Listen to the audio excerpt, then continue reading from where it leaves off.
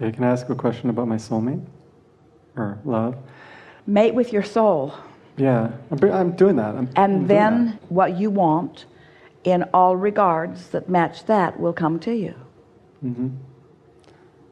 So I fell in love about 6 months ago after a 13-year marriage. And this falling in love thing was really good. It was really nice. I loved it. And you know what it is? Yeah, I was falling in love with myself, right? Falling in with love the source. is focusing on conditions that encourage alignment. Mm-hmm. But most people who fall in love do it in a very conditional way. They find a condition to appreciate. Mm-hmm. And that condition, you're really going to like this, that condition that they're focused upon before they get to know each other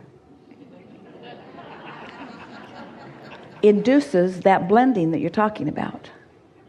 But then, because it was conditional, then in time, as they get to know each other, tell me about yourself, you say foolishly. As you get to know each other, then the conditions take you out of alignment and you feel all out of control. Where if you do the blending first, if you have come into alignment with who you are first, so that you attract from that aligned place this one who's in alignment with all of that, then not so many ups and downs. That was really good. Best ever. Okay, where is she?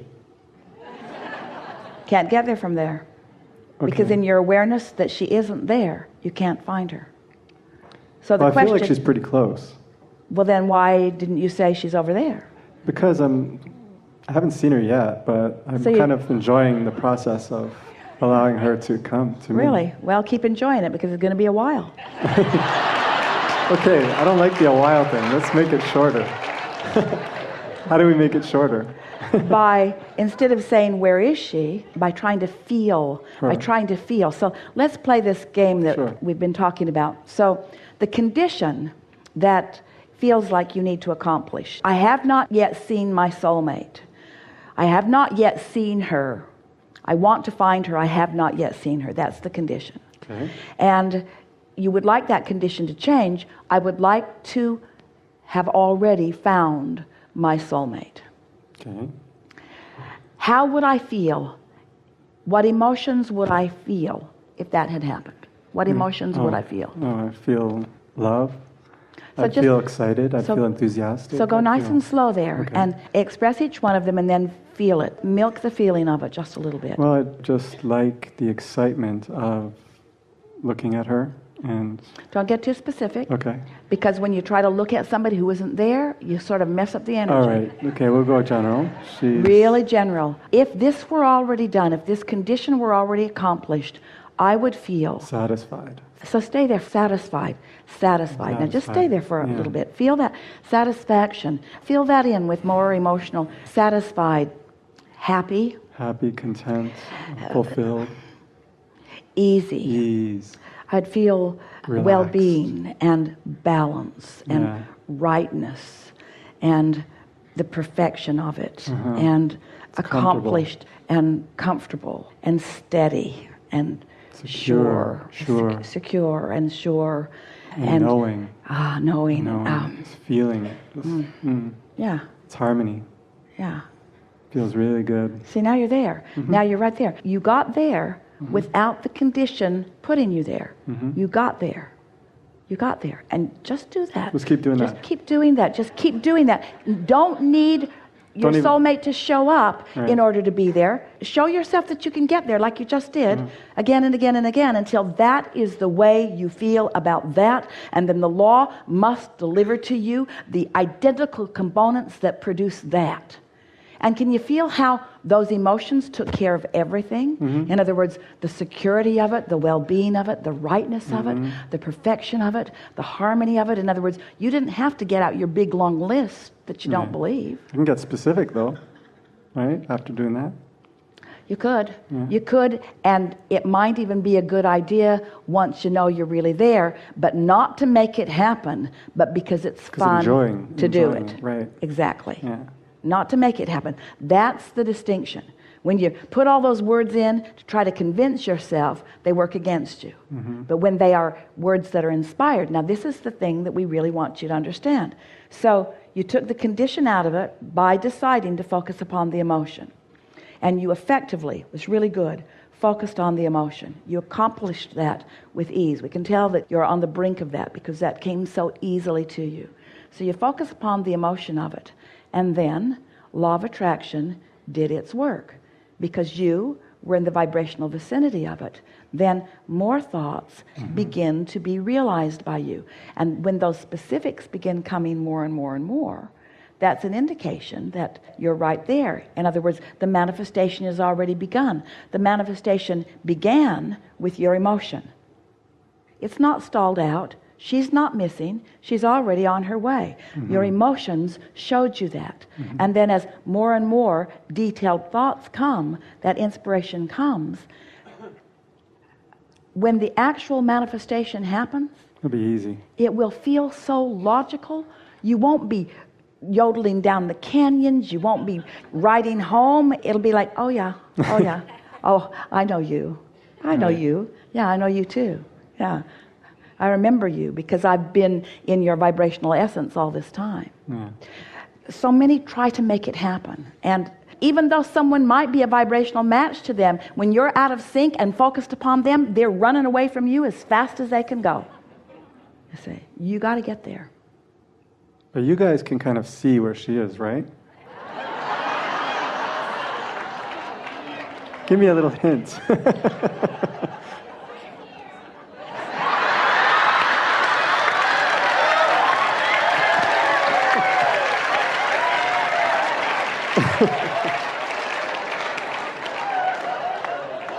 See what you get when you try to force it? No, I don't want to.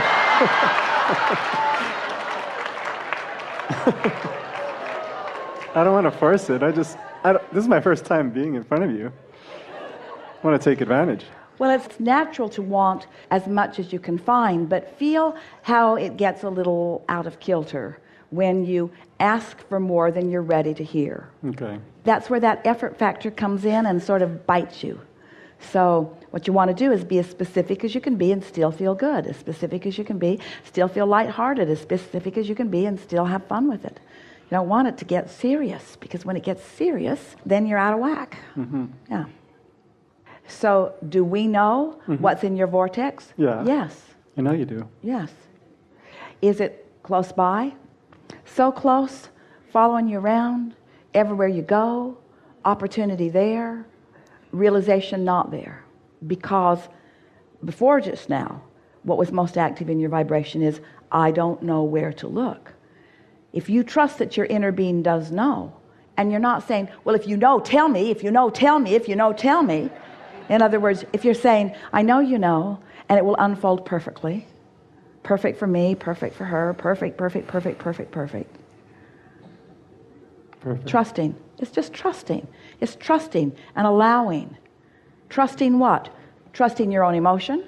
Trusting that Source knows. In other words, you said to us, do you know? And then you answered your own question. Yes, you know. You know. But then did you feel that little thing come in? Why don't you tell me? Yeah. Why don't you tell me?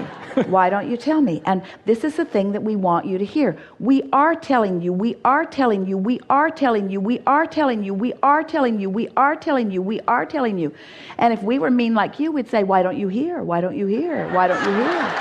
Why don't you hear? Why don't you hear? But instead what we're saying is, you'll hear when it's right. You'll hear when you know. You're putting more in the vortex. You're clarifying still further. You really want the journey. You really do want the journey. I do. I'm enjoying it. When something manifests, when something manifests that's been in your vortex for a while, and it actualizes in your experience, you realize it fully, and you begin to notice the depth and breadth of it, and you realize how many things that your life carved out for you that you desired that are being satisfied here, so that a relationship like that continues to feed you and nurture you for decades and decades and decades and decades and decades. when you allow the fullness of who you are and all that you've asked for to be satisfied, don't you want to take the time to be in alignment with the fullness of all that you've asked for? Sure. Do you want your dominant intention to be speed?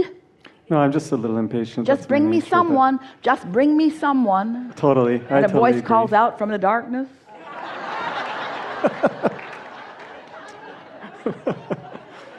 Yeah, you're right. I mean, I am enjoying the process. I really am.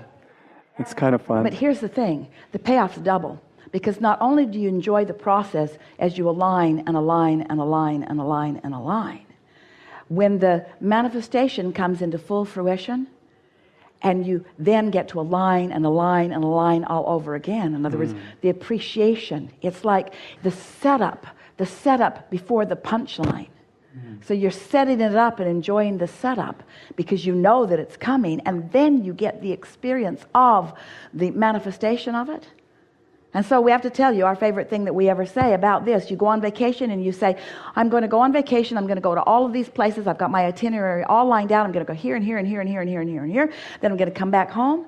And then being a logical human, you'd say, well, wait, I'm here and my final destination is home. So why go?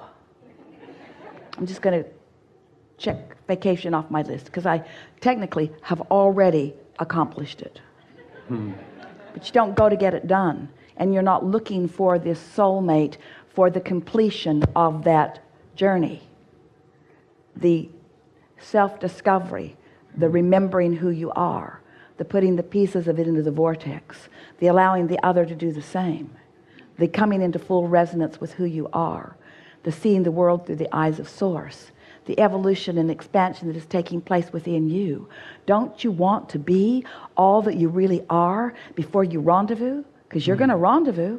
Yeah, I do. A woman said to us one day, Abraham, my son so wants a mate. Can you help me? Can you give me some words so they can find one? Will he find one soon? We said, hopefully not. She was shocked. What?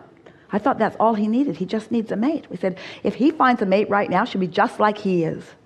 Dysfunctional, unemployed, down on himself. She'll be just like that. And then they'll get together, they'll bang around, they won't like each other, and off they'll go. She said, oh, that's been happening. Don't you want to bring yourself to the vibration of the soulmate you seek before the universe matches you up? Because if the universe matches you up before you're there, it won't last.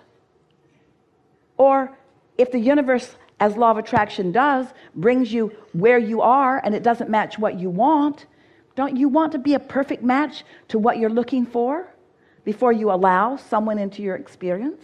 Well, this isn't just someone, this is my soulmate. So I'm going to be in alignment with her. Oh, so let's talk about that. Yeah. So your soulmate is a vibrational match to your soul. Yeah. You got to be too. Mm-hmm. Cool. What if your soulmate is on her way to matching up? That's pretty cool too. Want to meet her before she gets there? Maybe she not. doesn't want to meet you before you get there. Right. So let's just let it happen, right? Give her time. Yeah. You take time. Yeah. Enjoy the journey. Talk about it later. Cool. Oh yeah. I remember walking down that street. Do you remember walking down that street? Jerry and Esther, after they got together, they were driving down Ashland Avenue in Fresno, California. And Jerry said, I lived in those apartments. And Esther said, I lived in those apartments too. Esther said, when did you live in those apartments? He told her. Where did you live? I lived in the downstairs unit right next to the laundry room. Esther said, I lived in the downstairs unit right next to the laundry room. Wow. Jerry was the tenant that moved out, and Esther was the tenant that moved in. Wow. 4 years before they met. Wow. That's Zigging amazing. and zagging. They had 15 or 20 mutual acquaintances. Universe looking for all kinds of ways to get them together, you see. They're zigging and zagging and zigging and zagging and zigging and zagging and zigging and zagging and getting ready for each other. Yeah. There you go. Thank you. That's good.